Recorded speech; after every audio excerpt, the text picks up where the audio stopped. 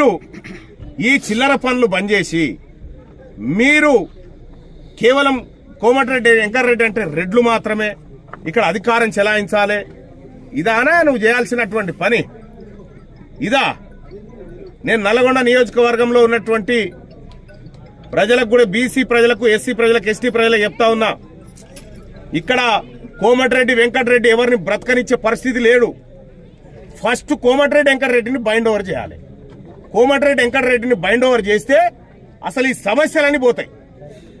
ఈ రకంగా ప్రజల్ని హింసించుకుంటూ పోతా ఉంటే చూస్తూ ఊరుకోవడానికి సిద్ధం లేవు. తెలంగాణ రాజ్యాధికార పార్టీ ఏ పార్టీలో ఉన్న బీసీ బిడ్డకైనా అండగా నిలబడుతుంది. ఎవరైనా మా ఆడబిడ్డల తెరవచ్చినా, మా నాయకుల తెరవచ్చినా మీ అంతు చూస్తాం. మొన్ననేమో చెరుకు సుధాకర్ని చంపుతామని చెప్పి ఫోన్ చేస్తావు, నిన్ననేమో పున్నా కైలాస్ నేతను డీసీసీ ప్రెసిడెంట్ అయితే ఒక పద్మశాలి బిడ్డ ఎట్లయితాడని లెటర్ రాస్తావు. ఇవాళనేమో మా బీసీలతో ఉత్సవాలు దాగిపిస్తావు. ఇదా వెంకరెడ్డి నువ్వు చేయాల్సినటువంటి పని? ఇదేనా నువ్వు చేసే పని?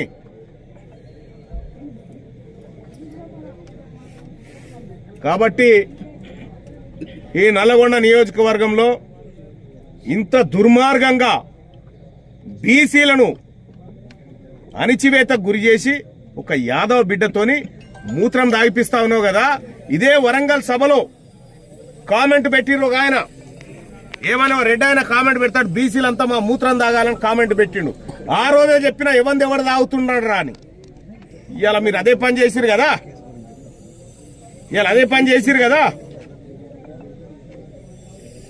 కాబట్టి తెలంగాణ రాజ్యాధికార పార్టీ దీన్ని ఖండిస్తుంది.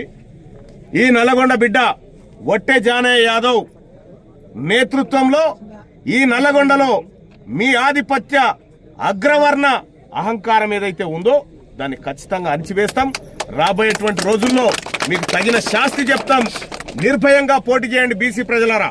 ఈ ఉమ్మడి నల్గొండ జిల్లాలో, ఈ రాష్ట్రంలో ఎక్కడైనా బీసీలకు ఇక్కడే కాదు, ఇప్పుడే నాగర్ కర్నూలు జిల్లా నుంచి ఒక ఫోను, కాంగ్రెస్ పార్టీకి 30 ఏళ్లు సేవ చేసినటువంటి ఓ బిడ్డ, ఓ వడ్రాయనకు టికెట్ ఇవ్వకుండా ఆ టికెట్ ను రెడ్డి ఆయనకు అమ్ముకున్నారు. మళ్ళా ఆయన పురుగుల మంది ఆగిండు ఎమ్మెల్యే క్యాంప్ ఆఫీసులో, ఇప్పుడు దవాఖానలో ఉన్నారు. ఈ రకంగా బీసీలందరినీ హింసలకు గురి చేస్తా ఉన్నారు.